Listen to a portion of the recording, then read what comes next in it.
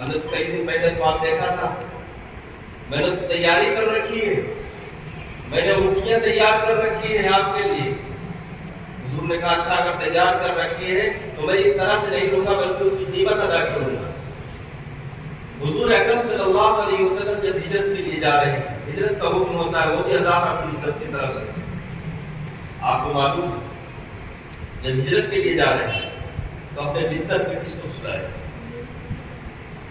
حضرت علی سے کہا کہ تم میرے بستر پہ لیٹ جاؤ، صبح ہوگی ہم لوگ نکل جائیں گے، تم بعد میں آنا، اور لوگوں کی جو امانتیں میرے پاس رکھی ہوئی ہیں، یہ بڑا کی امانت ہے ان کو پہنچا دینا، یہ بڑا کی امانت ہے ان کو پہنچا دینا، ساری امانتیں دے کر کے حضرت علی کو سمجھا دیا کہ ان کو تمہیں پہنچا دینا پڑا، پہنچا کر کے اس کے بعد اب حضرت علی بستر پہ لیٹے ہوئے ہیں، حضور وہاں سے نکلے، اور جب گھر سے نکل رہے تھے لوگوں نے محاصرہ کر رہا تھا حضور کے گھر کا کہ آج حضور کو نقصان پہنچائیں گے، لیکن ادھر حضور نکل رہے ہیں ایک مٹھی مٹی لیے اور اس کو کہتا ہے لوگوں کی آنکھوں میں پڑی، لوگ آنکھ ملتے رہے، حضور نکل گئے، کسی کو نظر بھی نہ آئے، لوگ یہ سمجھ رہے تھے کہ حضور گھر کے اندر موجود ہے۔ ادھر صدیق، ادھر حضرت علی بستر پہ لیٹے ہیں، اور حضرت علی جب مدینے پہنچتے ہیں تو حضور سے کہتے ہیں کہ اللہ کے رسول صلی اللہ علیہ وسلم جتنی اچھی نیند اس دن آئی آج تک مجھے اتنی اچھی نیند نہیں آئی۔ کوئی اور ہوتا اگر بستر پہ تو اس کو نیند نہ آتی کہ لوگ باہر کھڑے ہوئے ہیں کہیں حضور کو سمجھ کے اندر نہ آ جائے میرے اوپر حملہ نہ کر دے، لیکن حضرت علی کہتے ہیں میں بڑے چین اور سکون کے ساتھ سو گیا، بڑے اطمینان کے ساتھ۔ کیوں؟ حضور نے کہا تھا کہ امانتیں پہنچا کر کے پھر میرے پاس آ جانا مدینے، مجھے یقین ہو گیا تھا کہ مجھے کوئی نہیں مار سکتا ہے جب تک یہ امانتیں واپس کر کے حضور تک نہ پہنچے، تب تک مجھے موت نہیں آئے۔ ادھر صدیق اکبر رضی اللہ تعالیٰ عنہ انتظار میں ہے کہ حضور کب آئیں گے۔ حضور پہنچتے ہیں، جو لوگ گئے ان کو معلوم ہے جہاں پر صحیح کرتے ہیں اس سے تھوڑا سا آگے اس سائڈ ایک طرف سے لائٹنگ بنی ہوئی، وہ لائٹنگ جہاں پر بنی ہوئی وہاں پر ابو جہل کا گھر، اس سے تھوڑا ہٹ کے آقا نبی صلی اللہ علیہ وسلم کا گھر، وہاں سے حضور نکلتے ہیں اور حرم کے پاس ہوتے ہوئے کعبے کے پاس سے پھر جو مکہ ٹاور ہے اس کے پیچھے مسولہ نام سے جو جگہ ہے اس طرف حضرت ابوبکر صدیق کا گھر، وہاں پہنچتے ہیں۔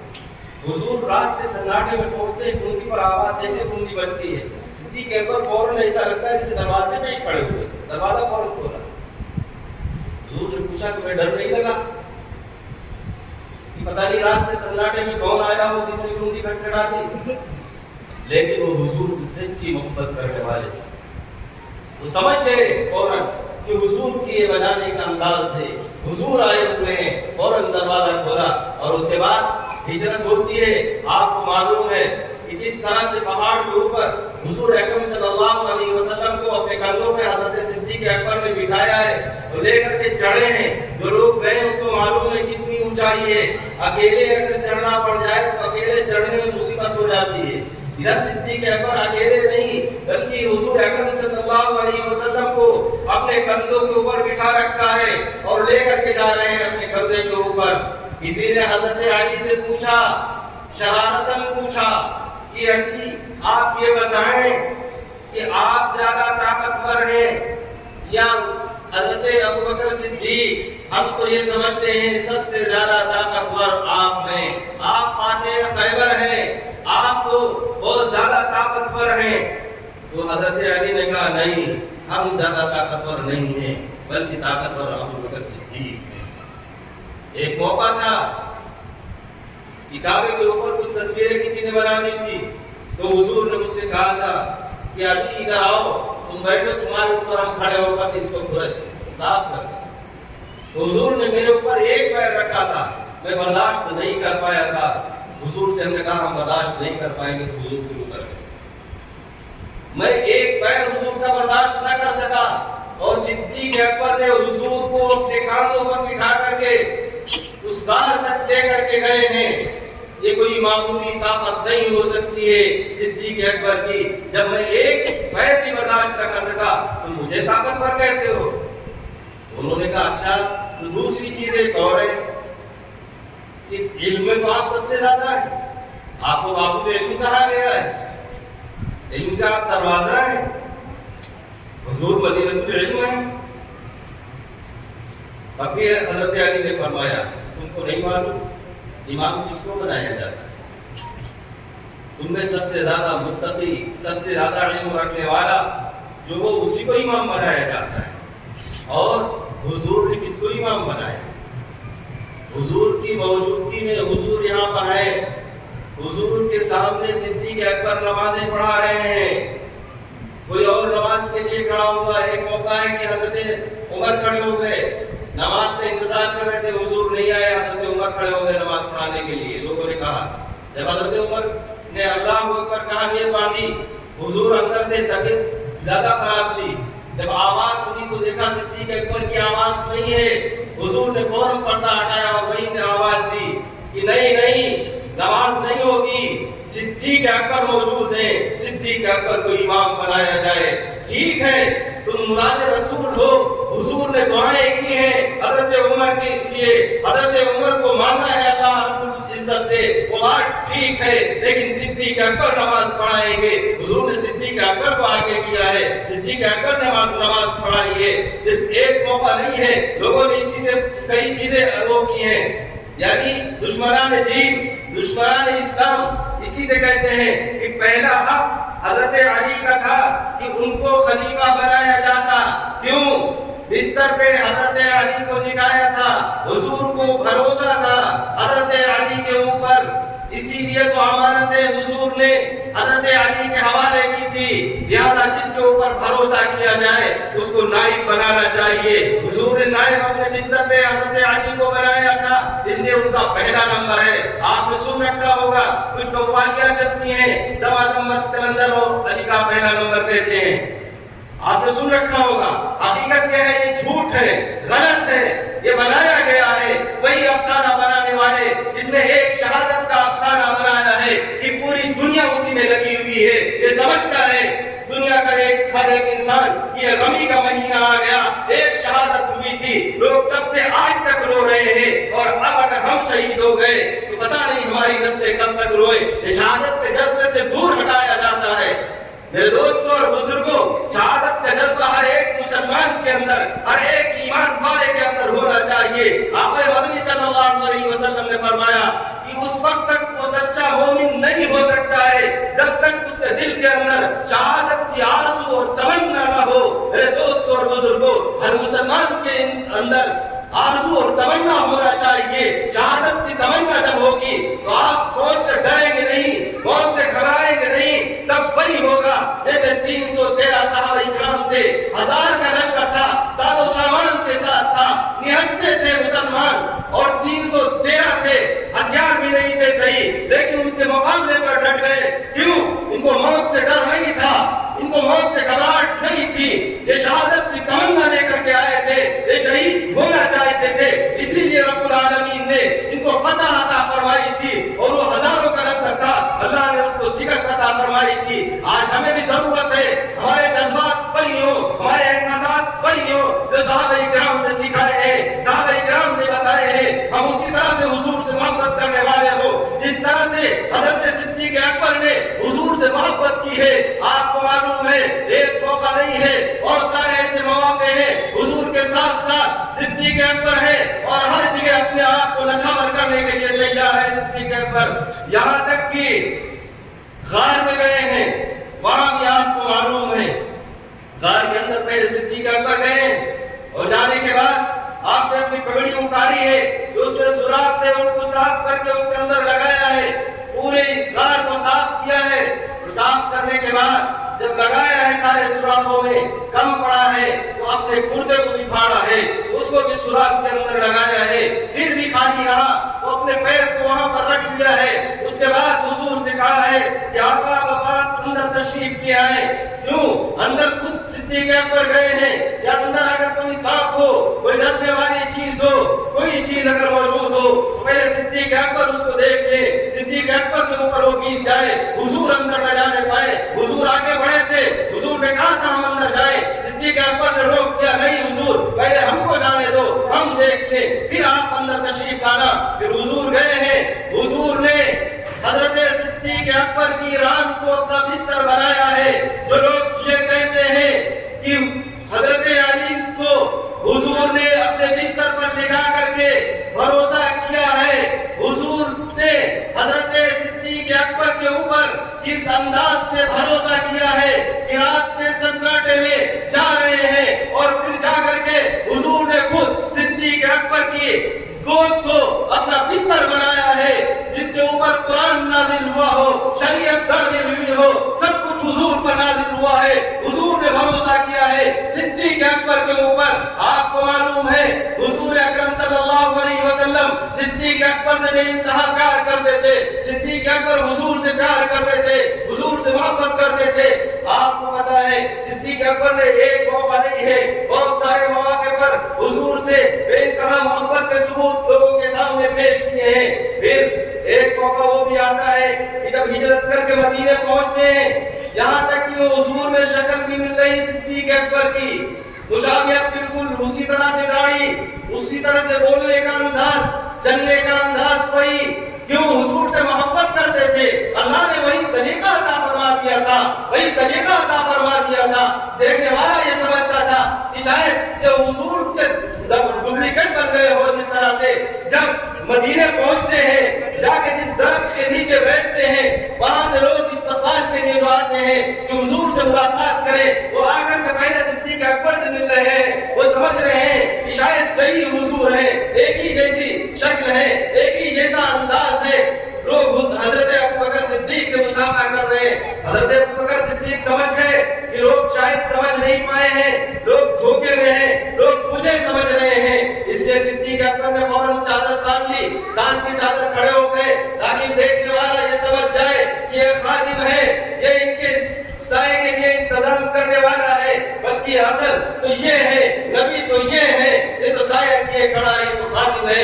اس طرح سے کھڑے ہوئے ہیں، دیکھنے والوں نے دیکھا ہے اس طرح سے صدیق اکبر نے حضور سے محبت کی ہے، جس کا انداز سے وہ شکل میں بھی مشابہت اور زندگی جو مل رہی ہے، جتنی زندگی حضور کی ہے وہی زندگی صدیق اکبر کی ہو رہی ہے۔ اور صرف یہی نہیں، حضور اکرم صلی اللہ علیہ وسلم کو ایک موقع پر ایک بکری بھنی ہوئی دی گئی جس کے اندر زہر ملا ہوا تھا، آپ نے ایک لقمہ کھایا تھا۔ آپ کا جب وصال ہو رہا ہے، اس دنیا سے جا رہے ہیں، تو حضور اکرم صلی اللہ علیہ وسلم نے حضرت عائشہ سے فرمایا تھا کہ عائشہ مجھے محسوس ہو رہا ہے کہ مجھے جو زہر دیا گیا تھا اتنے سال پہلے، اس کے اثرات آج محسوس ہو رہے ہیں۔ میری ریڑھ کی جو موٹی والی رگ ہے، حضور نے اس کو فرمایا کہ مجھے ایسا لگتا ہے کہ وہ بند ہو رہی ہے اس کے اثرات۔ اور اسی طرح سے حضور اکرم صلی اللہ علیہ وسلم کو بخار آیا، سر میں تیز درد ہوئی، ایک ہفتہ بخار، 2 ہفتے بخار رہا۔ اسی طرح سے صدیق اکبر کو اسی طرح سے سر میں تیز درد ہوئی، بخار آیا، اور اتنے ہی دن ان کو بھی بخار رہا۔ اور اتنے دنوں کے بعد جس طرح سے آقا مدنی صلی اللہ علیہ وسلم اس دنیا سے جا رہے ہیں، پاس میں حضرت عائشہ صدیقہ بیٹھی ہوئی ہیں، حضور نے کہا ان سے کہ لاؤ مسواک چبا کر کے دے دو، ہم مسواک کرنا چاہتے ہیں لیکن میرے اندر اتنی طاقت نہیں ہے کہ ہم مسواک چبا سکیں۔ حضرت عائشہ نے مسواک کو چبایا ہے، حضرت عائشہ کی جھوٹی مسواک حضور اکرم صلی اللہ علیہ وسلم نے آخری وقت استعمال فرمایا تھا جس وقت اس دنیا سے رخصت ہو رہے تھے۔ اسی طرح سے صدیق اکبر جب وفات پا رہے ہیں، اس دنیا سے جا رہے ہیں، پاس میں حضرت عائشہ بیٹھی ہوئی ہے، حضرت عائشہ سے آپ نے بھی اسی طرح سے مسواک مانگی ہے۔ صدیق اکبر نے بھی جب اس دنیا سے جا رہے ہیں، جھوٹا اگر کسی کا رواب جا رہا ہے، جس کی جھوٹی مسواک حضور کے منہ میں گئی وہی جھوٹی مسواک صدیق اکبر کے منہ میں بھی جا رہی ہے. اس طرح محبت کی ہے کہ آخر میں بھی حضور کے پیروں میں آج بھی موجود ہے. حضور سے اس درجہ محبت فرمائی کہ ہر چیز میں ایکانیت آئی. جس طرح سے حضور کے ساتھ سب کچھ پیش آیا اسی طرح سے صدیق اکبر کے ساتھ بھی پیش آ رہا ہے. اور صدیق اکبر آپ کو معلوم ہے حضور جب اس دنیا سے تشریف لے گئے ہیں صدیق اکبر خلیفہ بنے ہیں. کوئی معمولی موقع نہیں تھا. جب صدیق اکبر خلیفہ ہوئے ہیں اتنا غم کا ماحول ہے. ہر انسان غمگین ہے جو حضور دنیا سے تشریف لے گئے ہیں. صدیق اکبر نے اس موقع پر خلافت سنبھالی ہے. اگر دیکھا جائے تو آگے کے کام نہ ہو پاتے لیکن صدیق اکبر خاموش نہیں بیٹھے ہیں. حضور نے جن کاموں کو چھیڑ رکھا تھا جن لشکروں کو بھیج رکھا تھا آپ نے ان کو روکا نہیں ہے ان کو جانے دیا ہے. صدیق اکبر بھی جب جانے لگے ہیں اس دنیا سے حضرت عمر کو بلایا ہے. حضرت عمر کو بلانے سے پہلے جو کمیٹی تھی جو صحابہ کرام تھے مشہور ان صحابہ کرام کو بلایا ہے. ان سے مشورہ کیا ہے کہ میں اپنے بعد عمر فاروق کو خلافت دینا چاہتا ہوں. حضور جب اس دنیا سے گئے تھے حضور نے مجھے اپنا امام بنایا تھا. میں اپنی جگہ پر ابو بکر صدیق کہہ رہے ہیں کہ میں اپنی جگہ پر عمر فاروق کو خلیفہ بنانا چاہتا ہوں ان کو امام بنانا چاہتا ہوں. جس طرح سے حضور کے وصال سے پہلے صدیق اکبر حضور کے سامنے امامت کر رہے تھے اسی طرح سے صدیق اکبر نے اپنے سامنے حضرت عمر فاروق کو امامت کرائی ہے. تم میرے سامنے نماز پڑھاؤ اور ان کے سامنے ہی خلافت نامہ لکھ کر کے دیا گیا. میرے دوستوں اور بزرگوں جس طرح سے حضور نے کیا اسی طرح سے صدیق اکبر نے کیا. یہ حبیب انتہا حضور سے محبت کرنے والے تھے.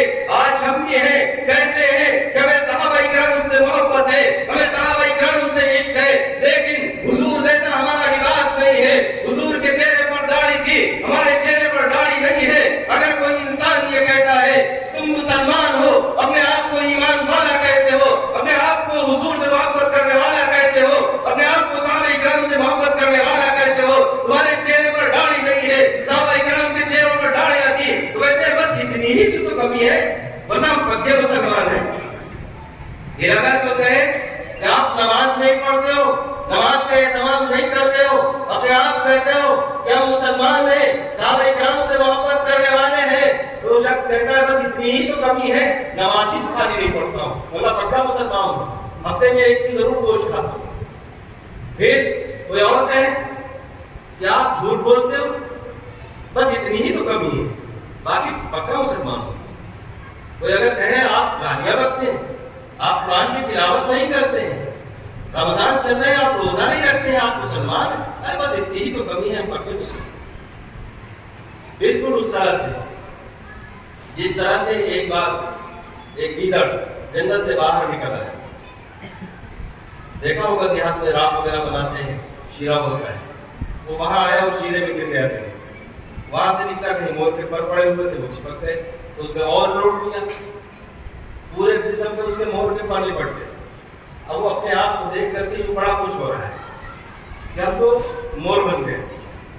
چلو ابھی چلتے ہیں جنگل کے اندر سب سے پہلے خبردار آج کے بعد سے ہم نے کوئی گیدڑ نہیں کہے گا آج سے مور. بڑے خوشی خوشی جنگل میں پہنچتا ہے سارے گیدڑوں کو جمع کرتا ہے پھر اعلان کر دیکھو خبردار آج کے بعد سے کوئی ہمیں گیدڑ نہیں کہے گا ہم آج سے مور ہیں. یہ کیا پاگل ہو گیا کل تک ہمارے ساتھ تھا ٹھیک ٹھاک تھا یہ تو بتا رہا ہے مور ہے مور کہاں سے. تو کسی نے بڑی ہمت کر کے کہا کہ دیکھو جو مور ہوتا ہے اس کو 2 پیر ہوتے ہیں ہمارے 4 پیر ہیں بس اتنی ہی تو کمی ہے ورنہ تو ہم مور ہیں. جب ایک نے کہا تو دوسرے کو ہمت پڑی دوسرے نے پوچھا کہ دیکھو مور کے چونچ ہوتی ہے تمہارے منہ ہے بس اتنی ہی تو کمی ہے ورنہ تو ہم مور ہیں. اس طرح سے پوچھتے گئے لوگ کہ تمہارے اس طرح کا پیٹ ہے اس سے ایسا نہیں ہوتا ہے بس اتنی ہی کمی ہے آج ہمارا حل ہے بس اتنی ہی کمی ہے ورنہ تو ہم بہت سچے مسلمان ہیں بہت پکے مسلمان ہیں حضور سے بڑی محبت کرنے والے بہت حضور کو چاہنے والے بس اتنی ہی کمی نماز کی پابندی نہیں ہو پاتی. بس جب اتنی کمی ہوتی چلی گئی تو کہے کہ مسلمان ہو. مسلمان تو وہ ہے جو حضور سے سچی محبت کرنے والا ہو حضور کے طریقے پر چلنے والا ہو، نماز کا اہتمام کرنے والا ہو، اپنے پڑوسیوں کا خیال رکھنے والا ہو، کسی کو تکلیف پہنچانے والا نہ ہو، کسی کو گالیاں دینے والا نہ ہو، کسی کو برا بھلا کہنے والا نہ ہو، وہ ہے حضور سے محبت کرنے والا، جو حضور کے طریقے پر چلنے والا ہو۔ ہم حضور کے طریقے پر بھی نہ چلیں اور اپنے آپ کو کہیں ہم حضور سے محبت کرنے والے ہیں، ہم صحابہ سے محبت کرنے والے ہیں، ہم بہت پکے مسلمان ہیں۔ حقیقت یہ ہے کہ ہم سچے اور پکے مسلمان نہیں ہیں۔ سچے اور مسلمان اگر ہوتے تو یہ دنیا والے ہمارے پیچھے نہ پڑتے۔ یہ سمجھتے ہیں کہ یہ سچا انسان نہیں، یہ جھوٹ نہیں بولے گا۔ آپ کو معلوم ہے اس سے پہلے سچے مسلمان ہوا کرتے، دور دراز علاقوں میں غیر مسلموں کا علاقہ ہوتا، اگر ایک مسلمان کا گھر ہوتا تھا، اپنی بہو بیٹیوں کو اگر کہیں دور جا رہے ہوتے تمہارے گھر میں چھوڑ کے جاتے تھے۔ یہ مسلمان ہے، یہ ہماری بہو بیٹی کی حفاظت کرے گا، یہ مال کی ہماری حفاظت کرے گا، جس طرح دے کر کے جائیں گے اسی طرح واپس کرے گا، امانت میں خیانت نہیں کرے گا۔ یہ بھروسہ ہوتا تھا ان کو۔ آج کیا تم کو تمہارے اوپر کسی کو بھروسہ ہے؟ تمہارے بھائی کو بھی تمہارے اوپر بھروسہ نہیں ہے، اور اپنے آپ کو تم مسلمان کہتے ہو اور اپنے آپ کو حضور سے محبت کرنے والا کہتے ہو۔ حضور سے محبت کرنے والا تو وہی ہے جو حضور کی سنتوں پر عمل کرنے والا ہو، ان کے نقش قدم پر چلنے والا ہو۔ ہمیں چاہیے کہ حضور سے ہم محبت کرنے والے بنے، حضور کے نقش قدم پر چلنے والے بنے، دوسروں کی مدد کرنے والے بنے، دوسروں کا ساتھ دینے والے بنے۔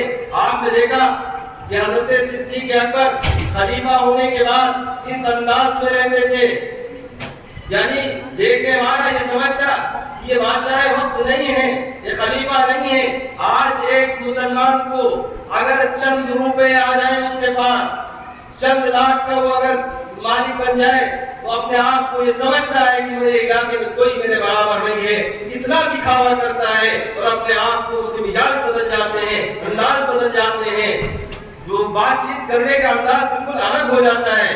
وہ سمجھتے اس کے اندر تکبر آ جاتا ہے، گھمنڈ آ جاتا ہے۔ صدیق اکبر خلیفہ ہیں، رات کے سناٹے میں نکل رہے ہیں، لوگوں کو خبرگیری کر رہے ہیں۔ آپ کو معلوم ہوگا ایک موقع ہے، حضرت عمر رضی اللہ تعالیٰ عنہ بیٹھے ہوئے ہیں، حضرت ابوبکر صدیق بھی بیٹھے ہوئے ہیں، اور وہ رجسٹر رکھا ہوا ہے جس میں مدینے کی بیواؤں کے نام لکھے ہوئے ہیں، جن کو وظیفہ دیا جا رہا تھا۔ حضرت عمر رجسٹر کو پلٹ کے دیکھتے ہیں، اس میں ایک جگہ ایک بیوہ کا نام لکھا ہے، یہ 80 سال کی بیوہ ہے، اس کے آگے نہیں لکھا ہوا ہے کہ اس کی امداد کہاں سے کون دے رہا ہے، کون ان کی نگرانی کر رہا ہے، کون دیکھ ریکھ کر رہا ہے۔ باقی اور بہت ساری لکھی ہوئی تھی، تو ان کے آگے لکھا ہوا تھا کتنا وظیفہ ملتا ہے، ان کی دیکھ ریکھ فلاں کی ذمہ ہے۔ جب حضرت عمر نے دیکھا تو دل میں خیال کر لیا کہ اب یہ ایڈریس اپنے ذہن میں نوٹ کیا کہ اسی ایڈریس پہ جا کر کے ہم اس بوڑھی عورت کی مدد کریں گے، ہم اس کا کام کر دیا کریں۔ حضرت عمر پہنچتے ہیں ایک دن صبح اس بوڑھی عورت کے یہاں، دیکھتے ہیں کوئی نابینا بھی ہے، ان کی کھٹکھٹائی، مجھ سے پوچھا کوئی کام کو کر دیں گھر کا تمہارے۔ اس بوڑھی عورت نے کہا کون ہو تم؟ ہمارے یہاں کام کرنے والا آ کے کام کر کے چلا گیا، کوئی ضرورت نہیں تمہاری۔ عمر واپس چلے آئے، کون شخص آیا؟ اس میں رجسٹر میں تو نام کسی کا لکھا نہیں تھا، کون آیا تھا، کون کام کر کے چلا گیا۔ دوسرے دن اور پہلے پہنچے، اس دن بھی جب پہنچے ان کی کھٹکھٹائی، اندر سے آواز آتی ہے کون؟ جیسے بتایا انہوں نے، وہ ناراض ہو گئی اندر سے، تم کو کل منع کیا تھا دوبارہ ان کی کھٹکھٹانا نہیں میرے گھر کی، آگے پریشان کرتے ہو بوڑھی عورت کو۔ جب ہم نے کہہ دیا ہمارے گھر کا کام ہو چکا ہے، اب کنڈی نہ کھٹکھٹانا میری دوبارہ، چلے جاؤ یہاں سے۔ حضرت عمر پھر واپس چلے آئے، سوچ رہے آخر کون ہے جو اتنی جلدی کام کر کے چلا جا رہا ہے۔ حضرت ابوبکر صدیق ان کو خلافت کے کاموں سے چھٹی نہیں، بہت سارے کام ان کے پاس ہیں، کون آتا کون ہے؟ پھر اس دن حضرت عمر اور زیادہ اندھیرے میں فجر سے پہلے ہی پہنچ گئے، چھپ کر کے ایک جگہ کھڑے ہو گئے کہ آج اگر کنڈی کھٹکھٹائے گی تو بوڑھی عورت بہت ناراض ہوگی، لہٰذا آج کنڈی نہیں کھٹکھٹائیں گے، آج یہاں سے دیکھتے ہیں کہ کون آتا ہے۔ رات کے سناٹے میں پتہ چلتا ہے کہ حضرت ابوبکر صدیق پہنچتے ہیں، بوڑھی عورت کے گھر میں داخل ہوتے ہیں، اس سے کپڑے دھلتے ہیں، کھانا پکاتے ہیں، اپنے ہاتھ سے اس بوڑھی عورت کو کھانا کھلاتے ہیں، اور کھانا کھلانے کے بعد جب سارا کام ہو جاتا ہے حضرت ابوبکر صدیق نکلتے ہیں اور چل دیتے ہیں۔ ابھی فجر سے پہلے ہی ہے، جب نکل کے چل دیتے ہیں ابھی صاف نظر بھی نہیں آ رہا ہے، حضرت عمر پیچھے سے بڑھتے ہیں کہ دیکھیں کون ہے، تھوڑا قریب ہوتے ہیں دیکھیں کہ حضرت ابوبکر صدیق ہیں، لپٹ جاتے ہیں پکڑ کر کے کہ آپ، تو حضرت ابوبکر کہتے ہیں خاموش رہنا، آواز نہ کرنا، پاس پڑوس میں رہنے والوں کو پتہ نہیں چلنا چاہیے، یہاں پر کچھ یہودی بستی یہ لوگ رہتے ہیں، یہ لوگ ابھی سو رہے ہیں، کوئی فجر میں اٹھنا نہیں، کوئی تکلیف نہ پہنچنے پائے۔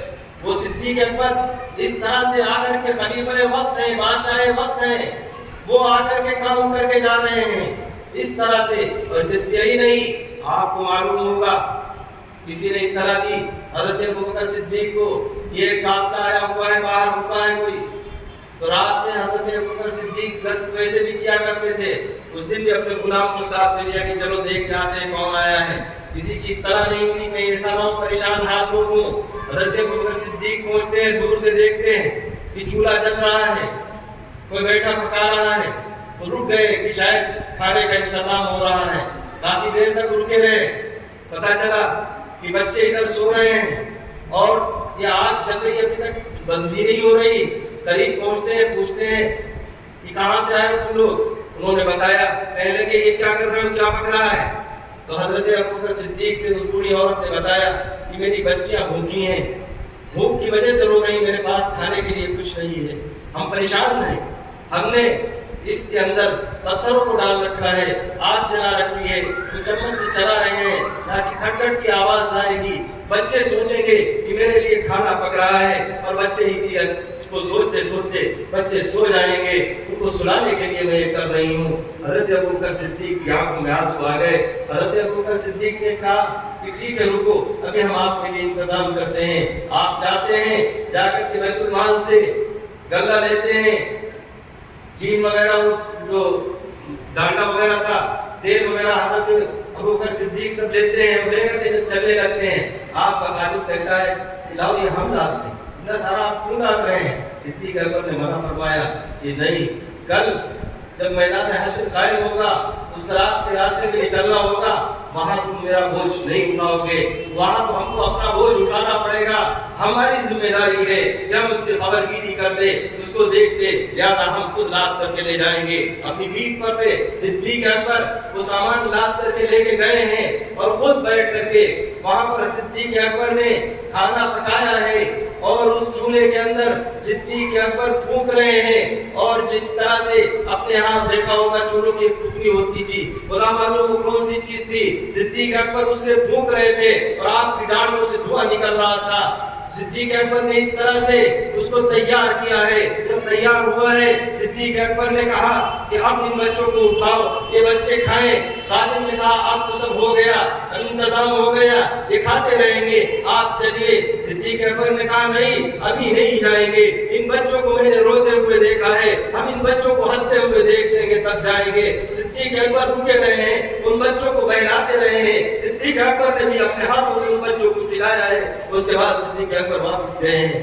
آج کوئی کرے گا، کوئی معمولی سے عہدہ پا جائے، تھوڑا سا اونچا ہو جائے، اس کے مزاج ہی بدل جاتے ہیں، غریب ہے اس کو دور کرو، غریب کے پاس بیٹھنا بھی پسند نہیں کرتے ہیں۔ میرے دوستوں اور بزرگوں، ہم جب اس کے پاس بیٹھیں گے، دین کی صحیح بات بتائیں گے، سچی بات بتائیں گے، تو بھی دین کی طرف آنے والا بنے گا، دین پر عمل کرنے والا بنے گا۔